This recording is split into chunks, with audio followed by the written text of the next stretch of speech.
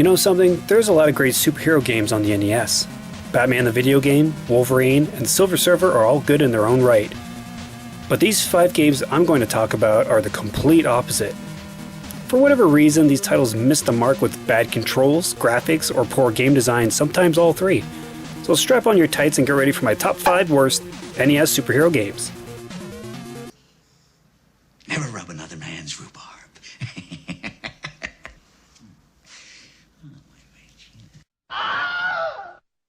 As much as I hate to put this game up here, Return of the Sinister Six is not a good game.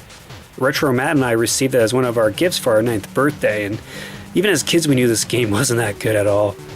The problem here is the controls. They feel way too touchy or delayed. The running is super sensitive and the web slinging is a pain to pull off.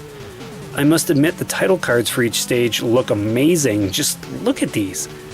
The music is surprisingly awesome too, but at the end of the day, what makes or breaks a game are the controls and the gameplay.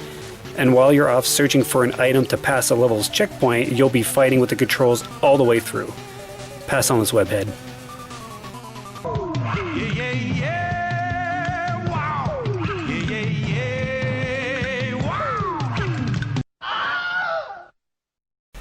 XMen. This game could have been something really good, like really good, but look at this. The graphics are a mess as the color choice is just awful. It actually hinders the gameplay since you don't know what areas are safe to step on. Added to the fact that you must have a computer-controlled partner who's dumb as bricks doesn't help matters at all. He gets stuck in all sorts of places and will lock the screen, making you unable to proceed unless you free him.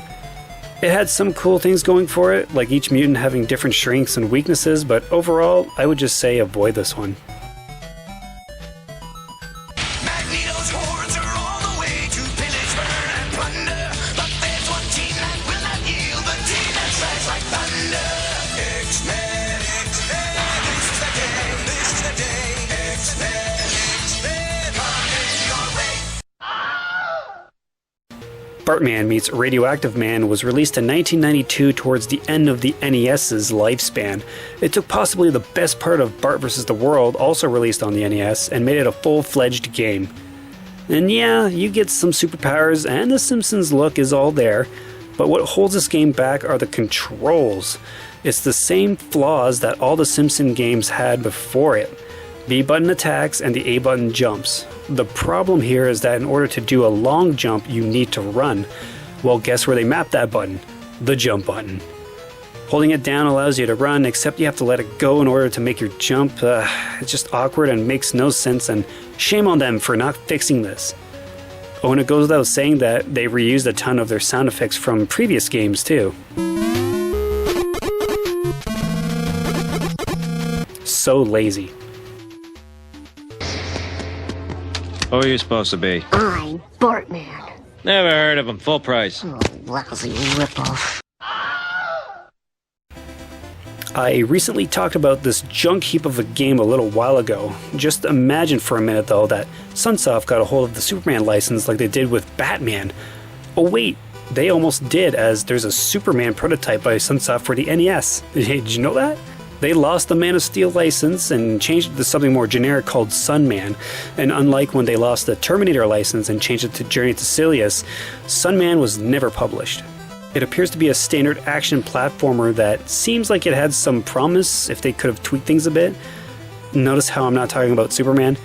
Because it sucks. Your attacks are wimpy, you can run out of superpowers quick, and it's tough to navigate. Screw this game. Superman sucks, but at least it tried something different. If you want to talk about lazy programming, look no further than Swamp Thing. I'll give it this, it looks okay. It looks okay. The backgrounds have some nice detail, even though old Swampy is pretty tiny.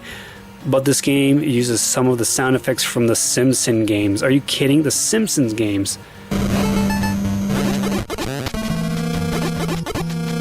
Which means, you guessed it, they use the exact same control scheme. Ugh, where jump, yeah, is also run. Unbelievable. Did Acclaim just ship around their shitty Simpsons source code to other companies? Couldn't they just have come up with something better? Say what you will about using up on the D-pad as jump, I'll take that any day over the Simpsons source code. This is one card I simply had no fun playing. Leave it in the bog. Bart! Go to bed! Sure thing, Dad. It's Bart versus the Space Mutants for your NES. Rumba. Only... Well guys, that wraps things up for another episode. Thanks again for watching one of my top 5 lists. Check the links above and below for other great lists too. I'm Will. For those about to retro, we salute you. Take care.